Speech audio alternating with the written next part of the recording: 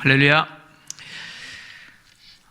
지금 유대인들이 바울을 지금 죽이려고 암살 음모를 세웠잖아요. 그래서 부임한 지 3일밖에 되지 않는 베스더가 예루살렘을 방문했을 때 바울을 예루살렘으로 옮겨서 재판해 주십시오. 그래서 오는 길에 암살하려고 그렇게 요청했죠. 그러나 이 베스더는 두 가지 이유를 제시하면서 거절했죠. 첫 번째 이유는 바울이 가이사라에 지금 구금되어 있다. 예루살렘에 있지 않고 가이사라에 있고, 또 자기도 속히 가이사라로 돌아갈 거다. 그러니까 예루살렘에 오래 머물고 싶지 않다는 거죠. 예루살렘에 오래 있지 않을 것이니까 곧 가이사라로 내려가야 되기 때문에 예루살렘에서 재판하지 않을 거다라고 거절하면서 가이사라에서 재판하겠다 했죠. 그래서 바울에 대한 재판을 하려면 유대인들 중에 유력자들이 가서 바울을 고소해야 되고, 나와 함께 내려가서 고소해야 되고, 또 고소할 때도 만일 그에 대한 옳지 않는 어떤 것이 있으면 고소하라 그랬어요. 그러니까 로마법에 근거해서 잘못한 게 있으면 고소하라 이렇게 이야기했습니다. 자, 오늘 본문에서 이 베스도가 예루살렘에서 얼마나 머물렀는지 이렇게 누가가 이렇게 표현했죠. 8일에서 또는 10일 정도 머물렀다 이렇게 이야기합니다. 이 말은 베스더가 자기가 한 말대로 그렇게 예루살렘에서 오래 머물지 않았다 그런 이야기입니다. 새로 부임한 총독이 예루살렘에 한 달 정도 머무는 것도 아니고 겨우 일주일보다 조금 더 머물렀다는 거예요. 그러니까 아주 짧은 기간 예루살렘에 머물고 있다가 그냥 돌아왔다는 거예요. 가이사라로 다시 돌아왔습니다. 그리고 나서 돌아온 이후에 바로 다음 날 재판을 열었습니다. 재판장에 앉았는데, 이렇게 재판을 연 것은 베스더가 요구했던 것처럼 유대인들의 유력자들이 함께 내려왔다는 거죠. 바울을 고소하기 위해서 함께 내려왔다는 겁니다. 이렇게 이제 재판이 열렸고, 베스더는 바울을 재판 자리에 불렀습니다. 그리고 유대인들이 이제 둘러서서 고소를 하는데, 여기 보니까 여러 가지 중대한 죄목을 고소했다 이렇게 기록하고 있죠. 여러 가지 중대한 죄목이 무슨 내용이냐 잘 몰라요.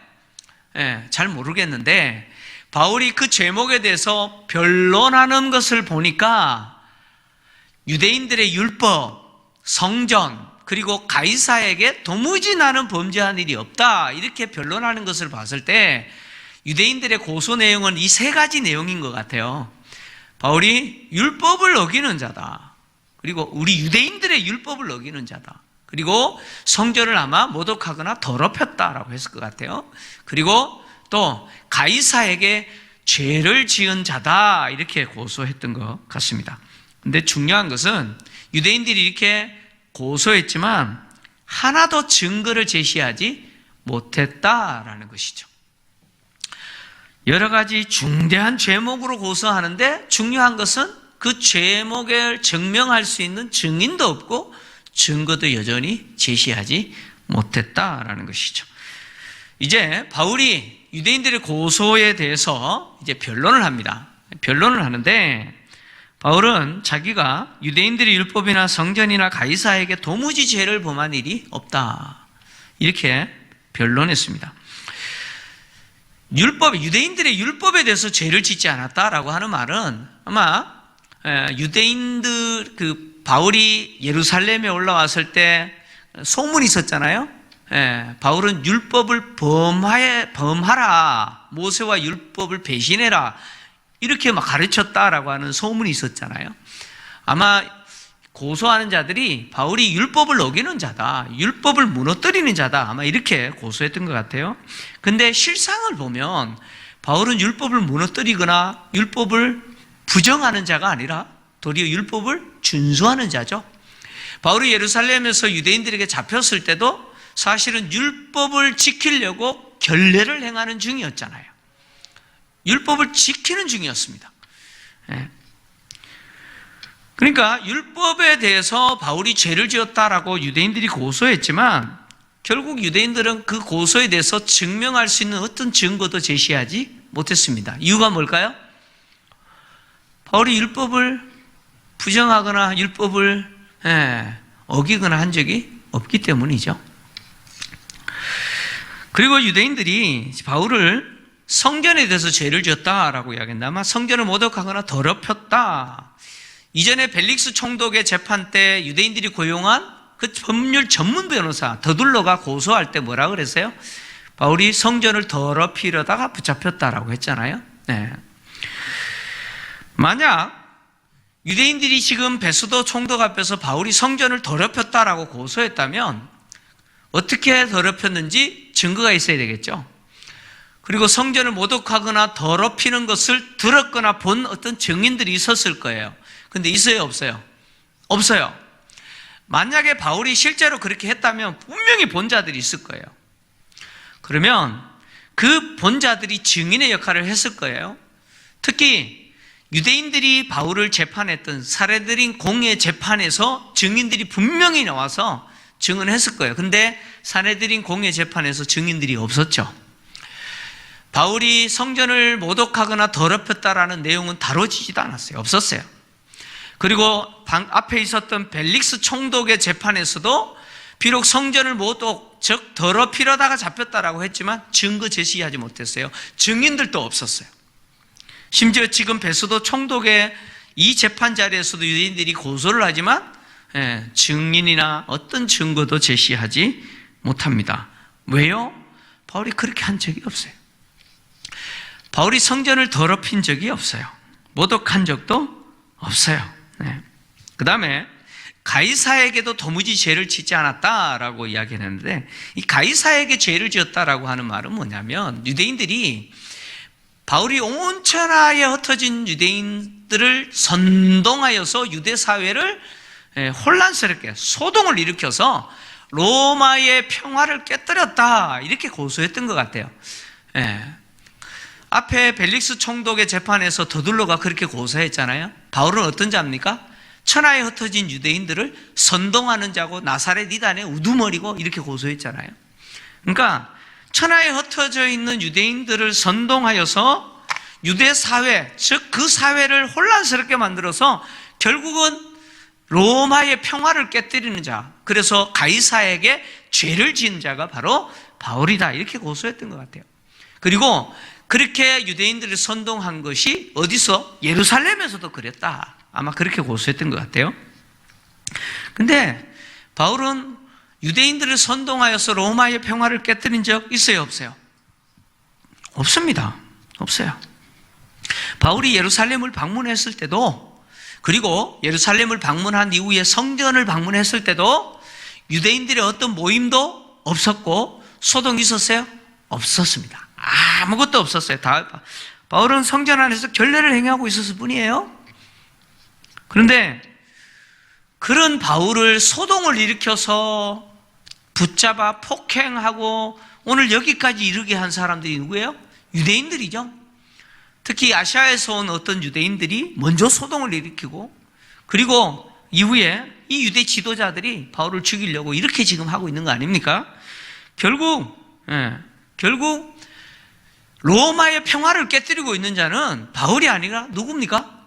유대인들이죠. 소동을 일으켜서 지금 로마의 평화를 지금 어지럽히려고 있는 사람들은 바울이 아니라 유대인들입니다. 그리고 또 더하여서 지금 예루살렘에서는 그런 일이 없었지만 더둘러가 고소한 것처럼 바울이 온 천하를 다니면서 유대 사회를 혼란스럽게 만들고, 그래서 그 도시에 유대인들을 선동하여서 그 도시의 로마 평화를 깨뜨렸다. 만약에 이렇게 주장하고 지금 이 재판 자리에서 바울을 고소한다면 이 고소는요, 할 수 없는 고소입니다. 무슨 이야기냐면 바울이 천하에 있는 유대인들을 선동하여서 그 도시의 유대인들 사회를 어지럽히고 그래서 그 도시의 로마의 평화를 깨뜨렸다면 그 도시에 있는 사람들이 바울을 고소해야 되죠.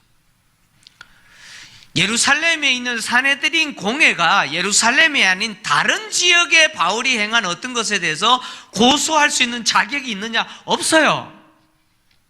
고소할 수 있는 자격이 없어요. 그러니까 바울이 예루살렘이 아닌 다른 지역에서 유대인들 선동하여 로마 사회를 어지럽히고 그래서 가이사에게 죄를 지었다 라고 만약에 사내들인 공회의원들이 지금 유력자들이 베스도 앞에서 고소했다면 이 고소는 성립이 안 됩니다. 성립 안 돼요. 고소할 수 없는 거예요. 그 도시 사람들이 고소해야 돼요. 그러면 지금 바울이 재판받고 있는 이 내용은 로마법에 근거해서 재판거리가 아닙니다. 재판거리가 아니에요. 자, 성전을 더럽혔다. 이거 유대인들의 문제 아니에요. 그죠? 유대인들의 종교 문제입니다. 예.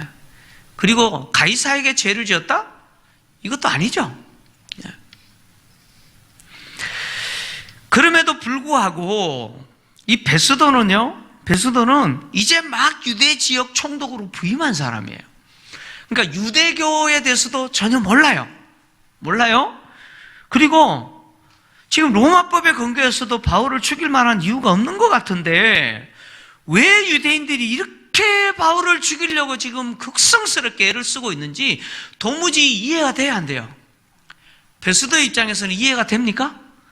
이해가 안 돼요. 유대교도 모르고 왜 유대인들이 바울을 지금 죽이려고 하고 있는지 고소하는 내용이나 변론하는 내용을 들어보니까 베스도는 전혀 모르는 이야기예요.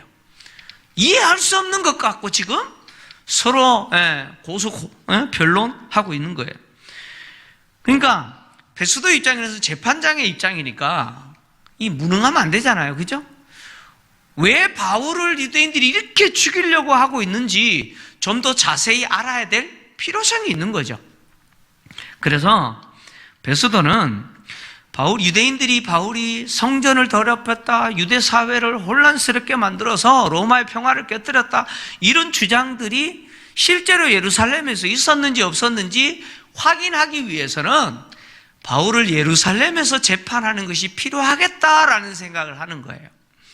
어차피 유대인들이 예루살렘에서 재판해 주기를 원하잖아요. 그러면 예루살렘에서 재판하면 유대인들에게도 마음을 얻고 또 본인 입장에서도 지금 이 재판의 내용에 대해서 도대체 이해가 안 되는데 예루살렘에서 재판하면 보다 어떤 분명한 어떤 사실들이나 본인이 이해할 수 있는 어떤 내용들이 또다시 등장할 수 있을 거다, 드러날 수 있을 거다, 자기가 좀 더 상세하게 파악할 수 있을 거다라고 생각했던 것 같아요. 베스도는 유대인들의 요구를 거절했던 만큼 그는 로마 법에 대해서 철저히 준수하려고 하는 사람이죠. 특히 로마의 정의를 굉장히 중요시 여겼던 사람이에요. 근데 지금 바울은 로마 시민이에요. 그죠? 네, 로마 시민입니다. 로마 시민이기 때문에 바울에게 있어서 로마의 정의가 실현되도록 해줘야 돼요. 이게 역할입니다. 그러나 예루살렘에서 재판하게 되면 로마의 정의가 깨떨어지느냐? 아마 고민했을 것 같아요. 예. 근데 로마의 재판을 예루살렘에 하고 가이사에서 한다고 해서 로마의 정의가 세워지고 깨떨어지고 하는 것은 아닌 것 같아요. 그죠? 뭐 예루살렘에서 총독이 재판하면 로마의 정의가 깨떨어지는 것은 아니겠죠? 예. 다만 이 바울이 로마 시민이기 때문에 로마의 정의가 실현되는 범위 안에서 자기가 재판을 진행하면서 예루살렘에서 재판해도 괜찮겠다. 예. 어떤 사실에 대해서 좀 더 확인할 수 있는 기회도 되고 또 유대인들도 그렇게 원하니까 피차간에 괜찮겠다 이런 생각을 했던 것 같아요. 그래서 바울에게 예루살렘에서 재판하려고 하는데 동의 좀 해달라 이렇게 요청한 거죠. 예루살렘에서 나의 신문을 받겠느냐 이렇게 물은 거죠. 그러나 바울은요, 자신이 예루살렘에서 재판을 받을 경우 유대인들의 계획대로 될 것이라고 생각한 겁니다. 베스도가 아무리 로마법을 지키려고 애쓰고 합리적인 사람이라고 할지라도, 그래서 바울에 대해서 신문하고 재판한다고 할지라도 유대인들은 어떻게든지 그 재판을 통해서 자기들이 원하는 것을 이루어낼 거라는 거죠. 그래서 유대인들은 없는 증인도 만들어낼 것이고 없는 증거도 만들어낼 거라는 거예요. 여러분 그렇잖아요. 세상에 악한 사람들은 그 짓도 하잖아요. 그죠? 지금 막 그런 일이 일어나고 있잖아요. 없는 것도 만들어버리고 막 그러잖아요. 응? 그래서 바울은 예루살렘에서 베스도 총독에게 재판받는 것이 아니라 로마 황제에게 재판받겠다라고 상소해버립니다. 상소해버려요. 바울은 자기가 지금 총독에게 받고 있는 이 재판은 가이사의 재판이다라고 이야기합니다. 비록 총독에게 재판을 받고 있지만 이 재판은 가이사의 재판이다 이렇게 선언하죠. 실제로 바울이 말한 대로 로마가 진행하고 있는 속주의 모든 재판은 가이사의 재판입니다.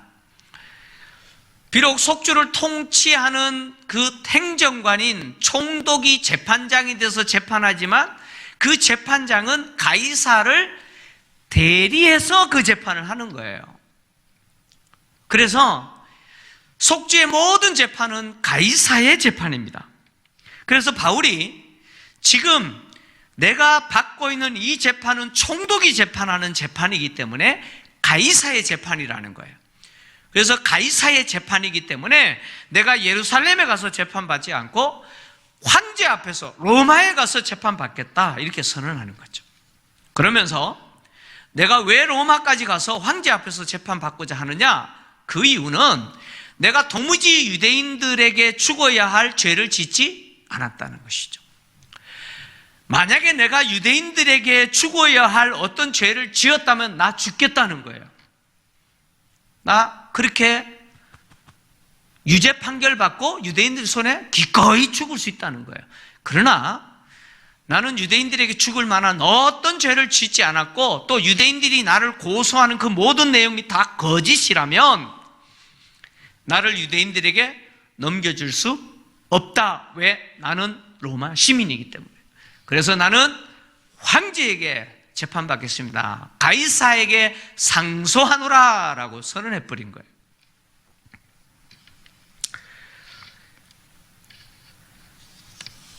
로마는요, 속주의 재판을 가이사의 재판으로 인정하고 속주의 재판에서 다룰 수 없는 문제나 또는 속주의 재판에 판결이 내려졌을 때 그 판결에 불복할 경우 최상위 재판정인 가이사 앞에서 재판받도록 상소하도록 했습니다. 특히 로마 시민은 로마법에 근거하여서 상소를 통해 최상위 재판인 황제 앞에서 재판할 수 있는 권리가 보장됐습니다. 이 권리는 언제부터 시행됐느냐? BC 509년 로마의 공화정이 시작될 때부터 이 권리가 로마 시민에게 주어졌습니다. 특히 이 권리가요, 로마 시민에게 엄격하게 보호되었는데, 여러분 그렇잖아요. 우리나라도 지금 3심제지 않습니까? 대한민국 재판도 3심입니다. 그래서 1심에서 재판했어요. 그래서 그러면 그 재판의 판결에 마음에 안 들어요. 억울해요. 그러면 상소해야 안 해요? 하죠. 2심에 상소하잖아요. 고등법에 상소를 하잖아요. 근데 대한민국 국민이면 누구나 1심 재판에 항소해서 2심에 상소할 수 있어요, 없어요? 그 권리 있어요, 없어요? 대한민국 국민이면 그 권리 있습니다.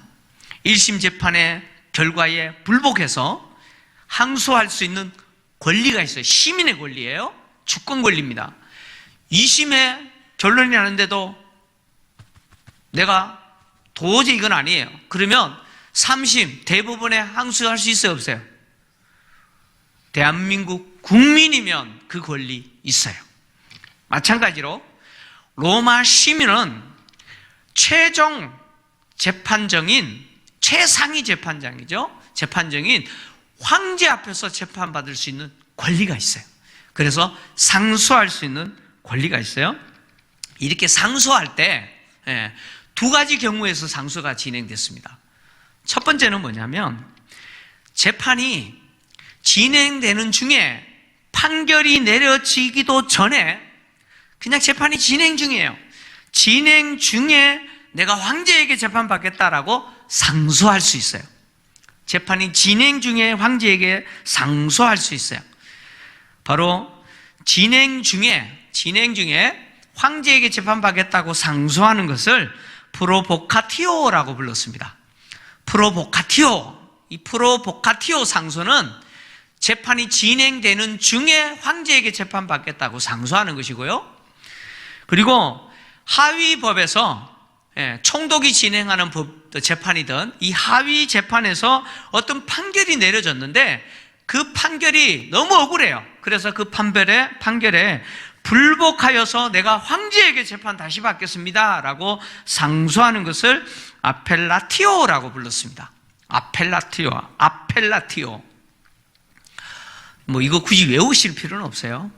당시 로마에서 진행됐던 상소와 관련해서 제가 말씀드리는 것은 지금 바울의 이 상황이 거짓이 아니고 실제 사건을 누가가 기록했다고 지금 이야기하는 거예요. 자, 바울이 지금 황제에게 재판받겠다라고 상소한 것은 프로보카티오입니까? 아펠라티오입니까?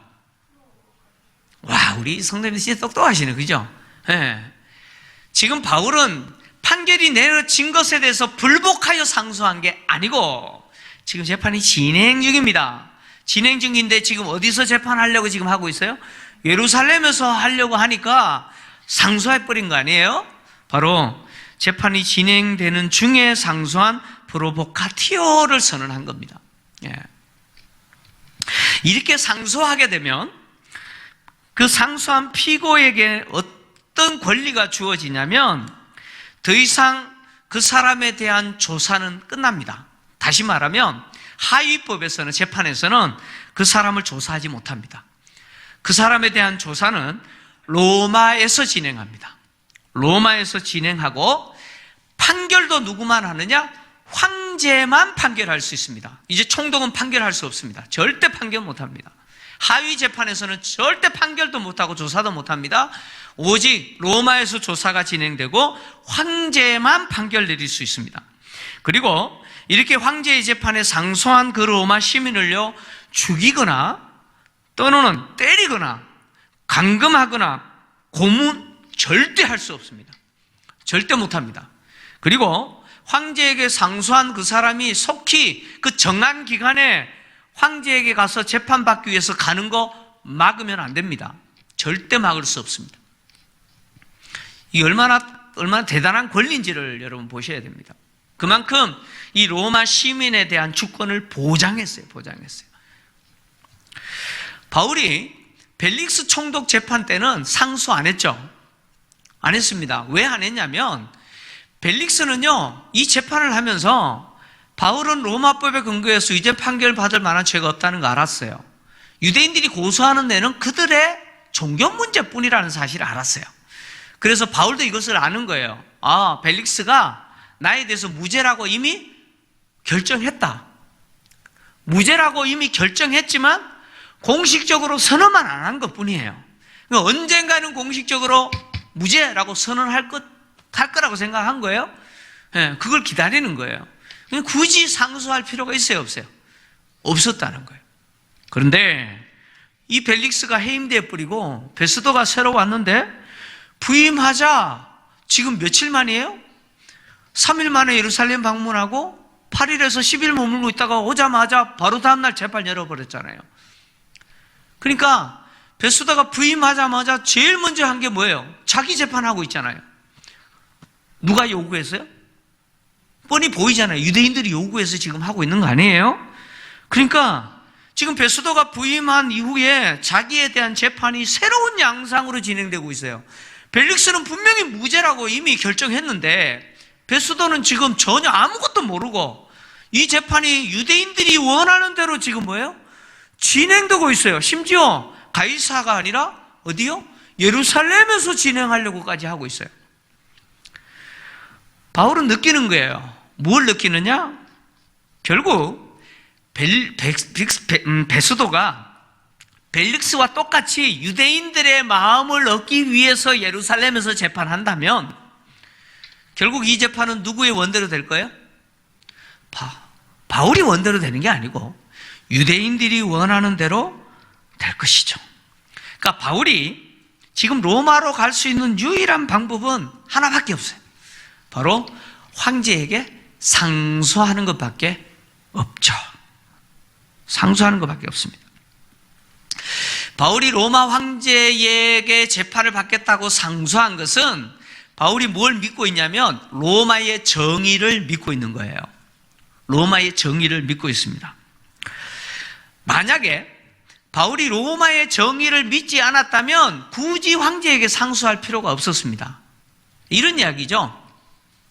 지금 베스도의 재판이 가이사에서 진행되었는데 지금 예루살렘에서 다시 진행되려고 하는 모습은 지금 베스도의 재판을 통해서는 로마의 정의가 실현되지 않을 거라는 거예요.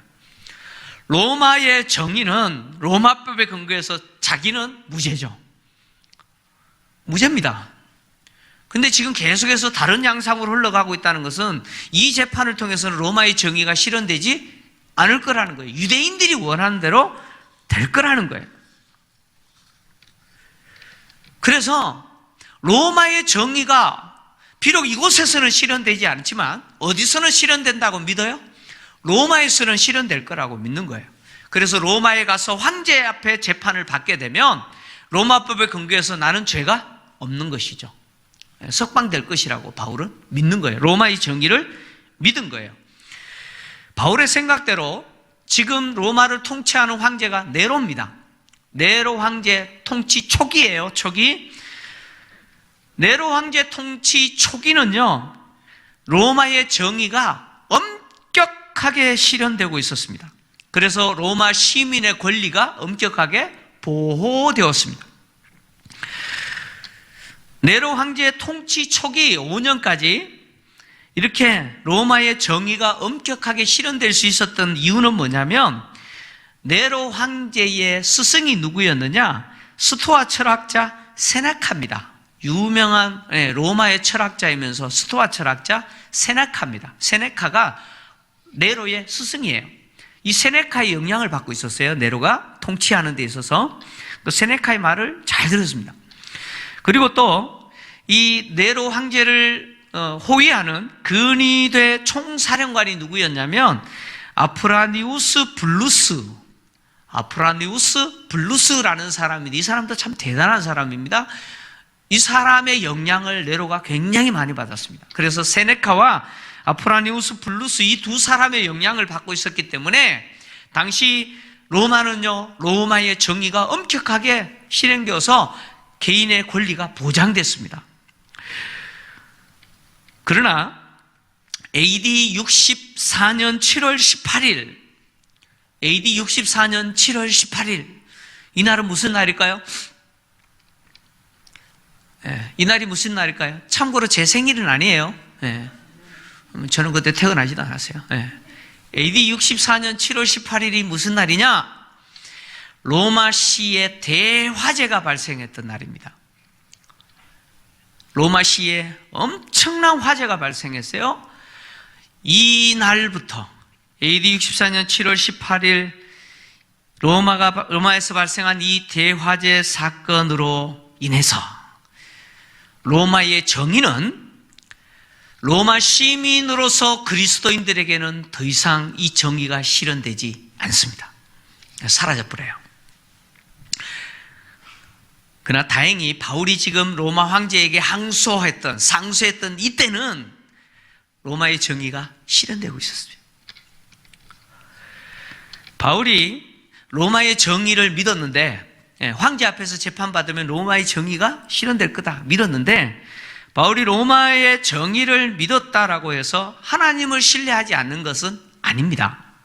다시 말하면 하나님이 로마까지 갈 거다 분명히 말씀하셨는데 영 불안해요. 도대체 하나님을 믿을 수가 없어요.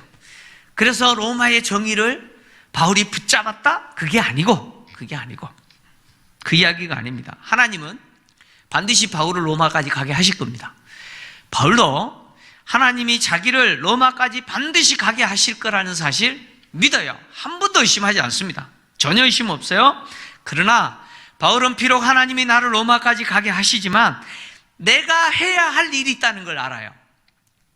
내가 해야 할 일이 있다는 사실을 알고 그 일이 무엇인지 깨닫는 거예요.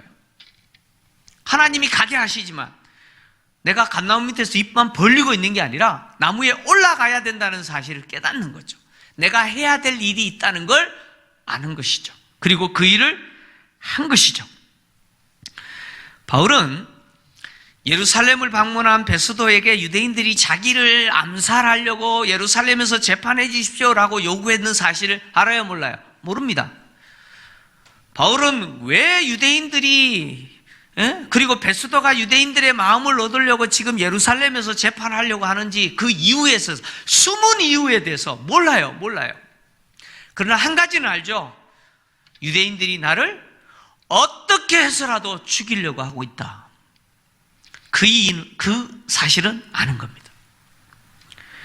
바울은 어떻게 해서라도 유대인들이 베스도를 이용하여서 자기를 죽이려고 하고 있다는 거 아는 거죠.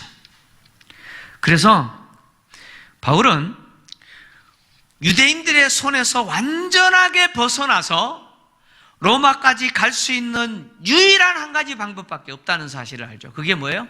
황제에게 상소하는 겁니다. 이 길만이 유대인들의 손에서 벗어날 수 있고 로마까지 안전하게 갈 수 있는 유일한 방법이었습니다. 그래서 황제에게 상소한 것이죠.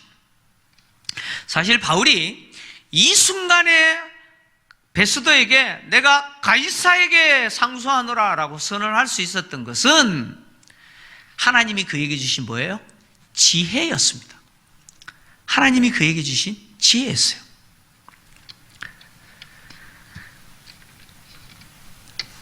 바울이 황제의 재판에 상소한 것은 표면적인 이유는 베스도의 재판이 이상한 양상으로 흘러가고 있고 자기에게 점점 불리한 양상으로 흘러갈 뿐만 아니라 자기를 죽이려고 하고 있는 유대인들의 위협이 점점 어때요? 점점 강하죠. 이런 이유 때문에, 이런 표면적인 이유 때문에 황제에게 상소했지만 사실 근본적인 이유가 있습니다. 가장 중요한 근본적인 이유가 있는데 그것은 뭐냐? 복음에 대한 열망입니다. 복음에 대한 열망이에요. 에베소서 6장 19절에서 20절을 좀 같이 읽겠습니다. 에베소서 6장 19절에서 20절 같이 읽습니다. 시작. 또 나를 위하여 구할 것은 내게 말씀을 주사 나로 입을 열어 복음의 비밀을 담대히 알게 하옵소서 할 것이니 이 일을 위하여 내가 쇠사슬에 매인 사신이 된 것은 나로 이 일에 당연히 할 말을 담대하게 하려 하심이라. 지금 바울이 에베소 교회 성도들에게 나에게 기도 좀 해달라 부탁하면서 쓴 서신이 에베소서 아닙니까? 그런데 에베소서와 빌립보서와 골로새서를 흔히 옥중서신이라고 하잖아요. 옥에 갇혔을 때 바울이 기록한 거다.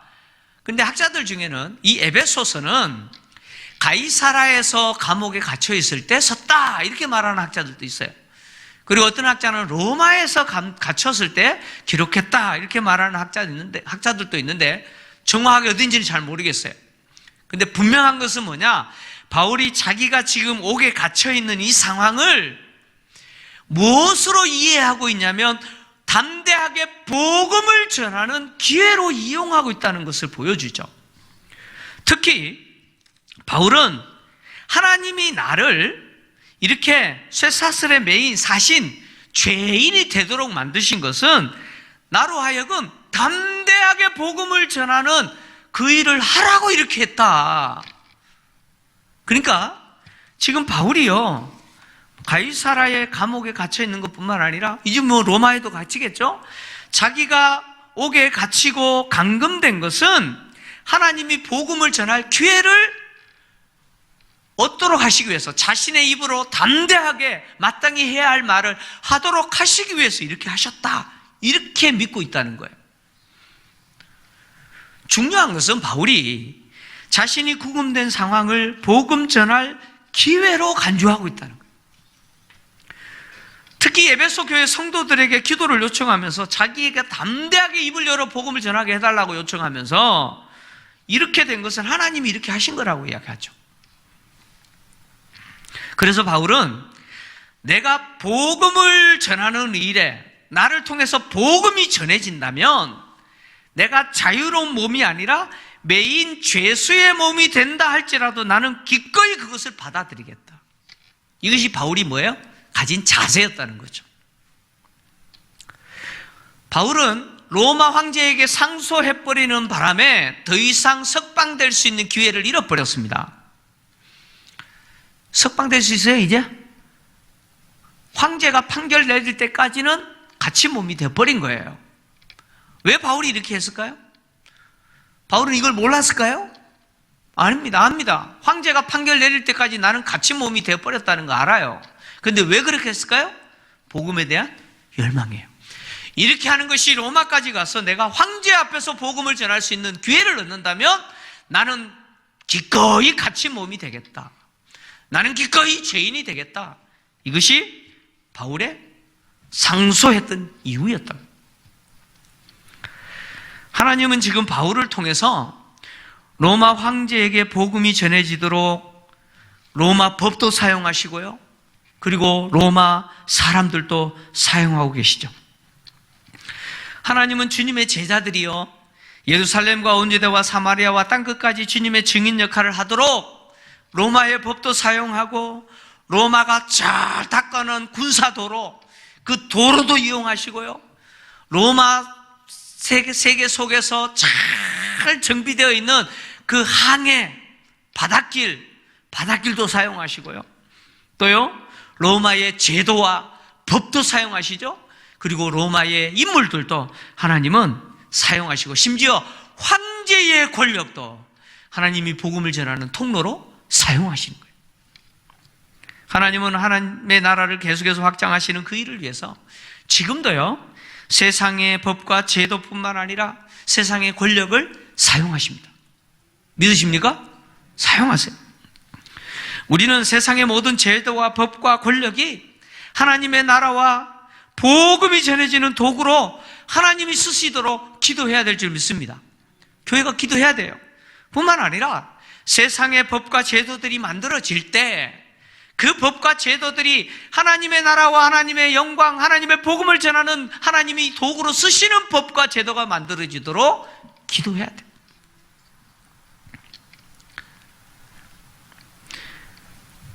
바울은 복음에 대한 열망 때문에 황제의 재판에 상소하면서 스스로 죄수의 몸이 되어 로마로 가기로 결정했습니다.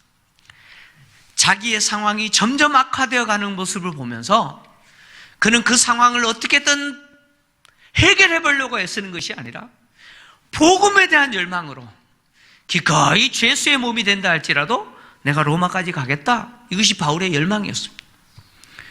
여러분, 오늘 이 시대를 살아가는 우리의 열망은 무엇입니까? 여러분의 간절한 기도 제목이 뭐예요, 지금? 뭡니까? 입을 열 때마다 우리가 코로나 좀 끝내주세요. 코로나 좀 멈추게 해주세요. 벗어나게 해주세요. 기도하십니까? 기도하세요? 기도하셔야죠. 그렇게 기도할 때 하나님 이제 물으세요. 자, 이렇게 물으실 겁니다. 하나님이 왜 끝내야 돼? 이제 여러분이 대답하셔야 돼요. 하나님이 코로나 제발 좀 끝내주십시오. 이거 벗어나게 해주세요. 기도하죠? 하나님 물어요. 왜? 왜 끝내야 되는데? 물어요.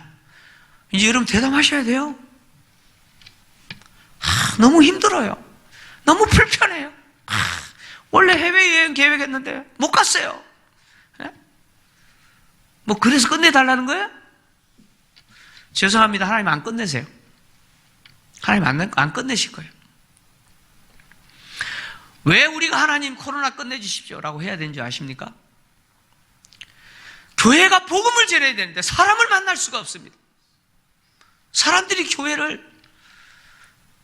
교회가 전하는 복음을 들으려고 하지 않습니다. 세상의 모든 민족에게 복음을 전해야 되는데 비행기가 뜨지 않습니다. 하나님 코로나 빨리 끝내주셔야 돼요. 교회가 교회 역할을 해야 되는데 성도가 마음껏 하나님께 예배하고 찬양해야 되는데 이놈의 코로나 때문에 우리가 할 수가 없습니다. 하나님 이 좀 끝내주세요. 내가 지금 내 친구에게 복음을 전해야 되는데 지금 만나지도 못합니다. 하나님 이거 끝내셔야 내가 복음 전할 거 아닙니까? 끝내주셔요. 지금 교회가 단기 선교 사역해야 되는데, 선교지 가서 복음을 전해야 되는데, 선교사들이 선교지로 다시 돌아가야 되는데 지금 돌아갈 비행기도 없고 돌아갈 상황도 안 됩니다. 이거 빨리 끝내주세요. 이게 우리의 기도 제목이어야 되지 않겠습니까? 아멘입니까? 그래야 하나님 끝내지 않겠어요? 이 세상 즐거움 누리려고 끝내달라고요? 하나님 안 끝내세요. 안 끝냈어요. 바울이 복음에 대한 열망 때문에 나는 갇혀도 좋다, 나는 죄인이 돼도 좋다, 하나님 내가 로마로 가겠습니다, 황제에게 상소하겠습니다.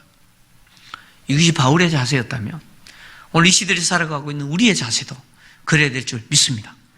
여러분, 복음에 대한 열망으로 우리가 처한 환경을 하나님이 해결해 주시도록 기도하는 저와 여러분 되기를 주의 이름으로 축원합니다.